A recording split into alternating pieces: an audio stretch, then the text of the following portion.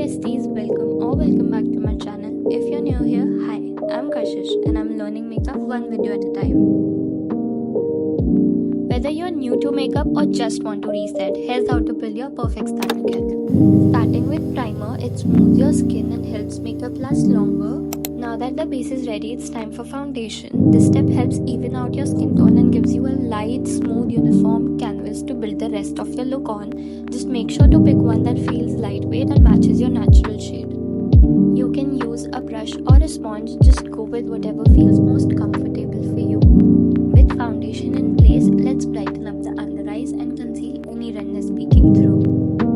Concealer is my most favorite product. Think of it as your magic eraser. It is perfect for covering up dark circles, any redness or little blemishes that the foundation didn't fully hide. I'm using a sponge to blend this, and here's a little trick that I learned. Spraying some setting spray on the sponge before applying helps the product blend smoothly and lasts longer. And that's it for all the creamy stuff. Now it's time to lock it all in with some setting powder. I used to wonder why people put powder on their face during makeup, but now I get it. And wow, the difference that it makes is amazing. Plus, it's super satisfying to dust it on and see everything instantly look smoother and just more put together. Honestly, once you try it, you will wonder how you ever did your makeup without this product. I like to leave the powder alone for a bit and just move on to the eyes because they break the real drama. Starting with the eyelash color, but you can totally skip this step and go straight to mascara. Mascara is like instant drama and definition for your eyes without any effort. I like to add this step for a little extra moisture and hydration for the lips.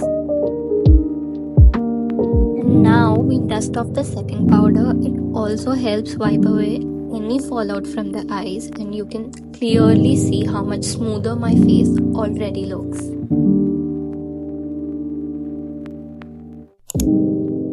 Alright, blush blindness girlies, assemble.